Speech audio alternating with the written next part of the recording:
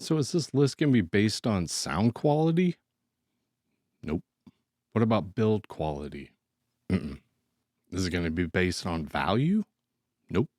That's the beauty of it. This is the most superficial list I've ever put together. It is based strictly on appearance.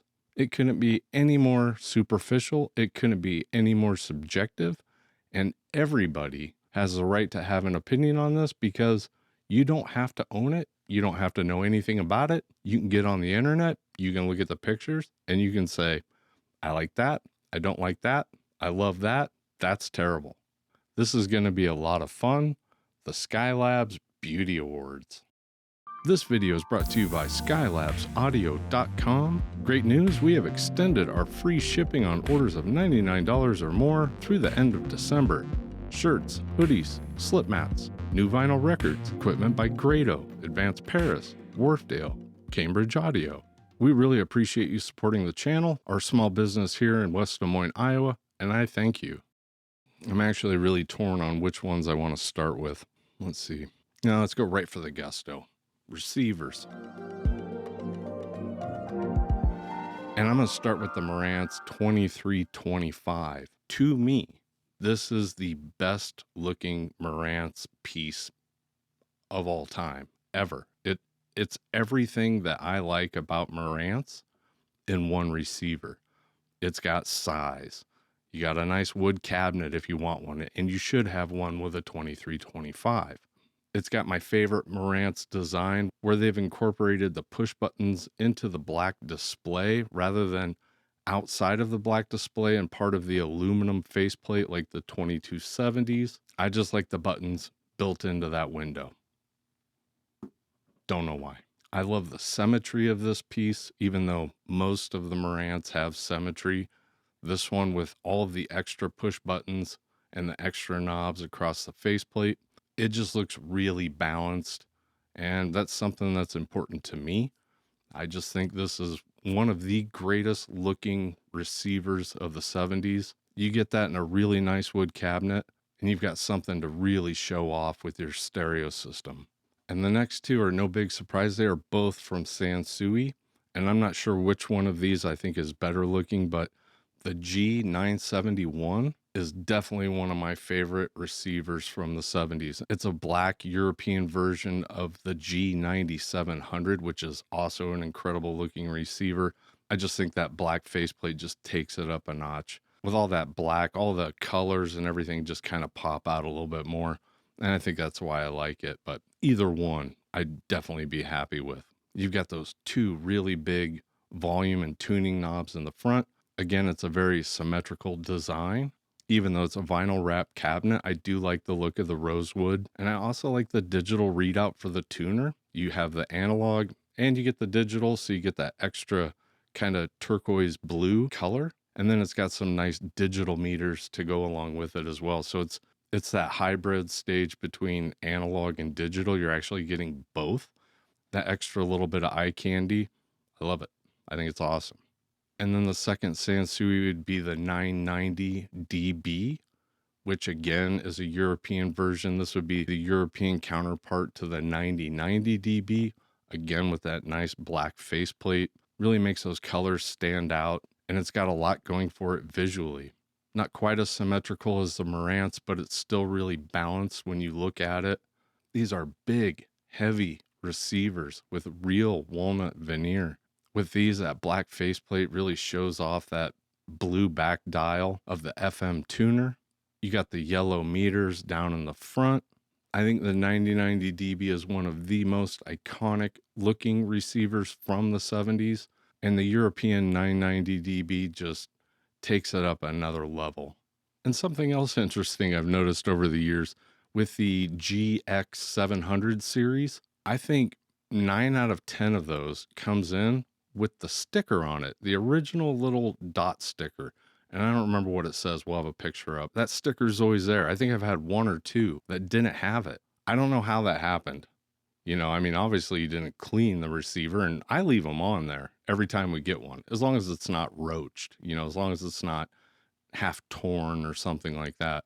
If it's intact, I leave it too. I just think it's really cool that all of you original owners out there of that GX700 series, you must have really loved that sticker because they're always on it. And one of the fun things about this list is I get to talk about a cassette deck because we usually don't talk about them in videos because we don't buy or sell them, and I don't really know that much about them. But since it's just based on looks, I get to have an opinion. And that cassette deck, in my opinion, is the coolest cassette deck from the 70s, hands down. That is the Pioneer CTF 1250. And they are just as stunning and impressive in person as they are when you see them in a photo. They are as big as you think they are. It is a massive cassette deck. You got a real wood walnut cabinet, and these things just look like they mean business. It's got a really cool door that blocks the heads from dust when you're not playing a cassette. It's got those super cool blue floor scan meters. I love the look of those meters now. I can't imagine what people were thinking in 1979. They had to just been like, that's the coolest thing I've ever seen before. And the matching RT909 reel-to-reel has to go with this 1250. If you have the original Pioneer rack and you're putting together a spec system, these are must-haves, even if you don't plan on listening to them. And I know a lot of you out there don't. And that might be a little secret in the vintage hi-fi world, but you don't know how many times people have told me under their breath, I don't even plan on using the cassette. I just want it for looks. And I go, I'll keep it under my hat. Nobody's going to know. You get the big rack handles, you get your RT909 and your CTF 1250 mounted in that Pioneer rack. That's something worth getting a photo in front of, putting it in your wallet, showing your friends. And maybe the most stunning reel-to-reel out there, the Technics RS 1500, half steampunk, half mad scientist. Everything about this reel-to-reel is cool. You've got the big NAB hub adapters. Hopefully you've got the black 10-inch matching reels for this unit. There's absolutely no way somebody comes over to your house, sees an RS 1500 sitting there, and doesn't assume that you went to night classes at a community college to learn how to run it.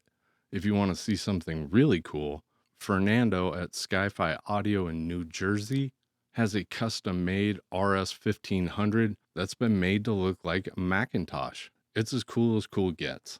The first time I saw it, I literally started Googling, did Macintosh make a reel-to-reel? I thought I missed that somewhere.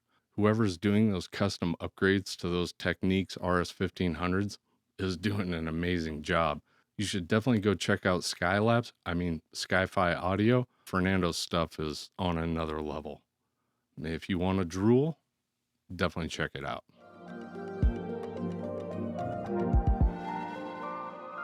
And I've got a couple turntables. I've got a Garrard 301, but the 401, in my opinion, is where it's at. I think that is one of the best looking turntables ever made. An advantage to that turntable is, from what I know, they never made an actual plinth because it was a transcription table or really made for commercial use. You got a template in the box so you could install a 401 into a DJ's desk. And because these tables have so much value, there are a lot of incredible woodworkers out there that are building custom plinths.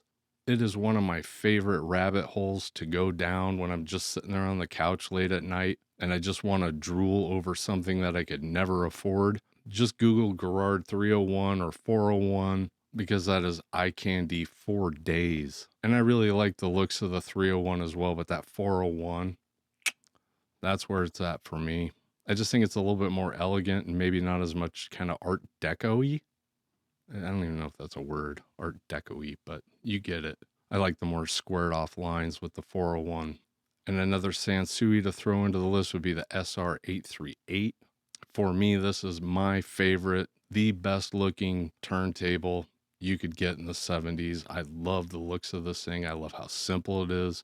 The piano black, that super massive aluminum platter. To me, that is the epitome of Japanese turntable elegance. It's almost the perfect turntable for a funeral home, if there is such a thing. If you had to put a turntable into a hearse, my recommendation would be the SR838.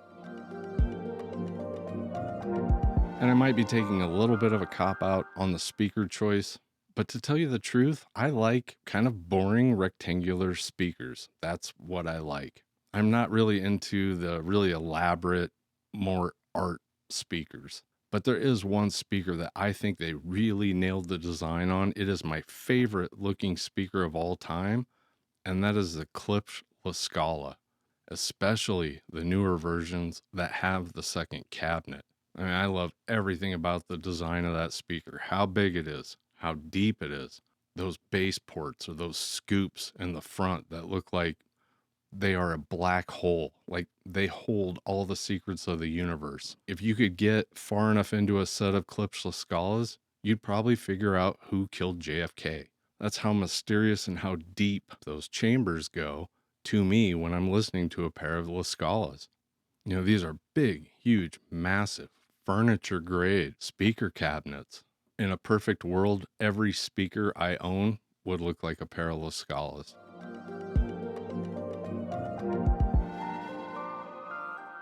And there are 3 amplifiers that I really think stand out from the rest of them for me. But since we've recently talked about the Macintosh 2105 and the Sansui BA5000 in this video, I'm just going to show a couple pictures of those. And you should definitely go watch that video if you want to see more of those 2 amplifiers. In this video, because we're only talking about aesthetics, I get to talk about what I think is the best looking amplifier of all time for me. And that is the Onkyo M504. 99% of the reason why I think this is the best looking amplifier ever made is because of those meters. No question. Onkyo nailed the look of these things. To me, it looks like you're looking into a jewel that was stolen from the Emerald City. You know, there's so much depth in those meters. The way they illuminated them, they did it perfectly. For some crazy reason, if there's a future amp designer out there and you want to put meters in a piece of equipment, steal that from Onkyo, because to me, those are perfect. And Sony, around the same time as the 504, made a couple amplifiers that look really similar, but those green meters of that Onkyo just, it takes it up 10 notches for me.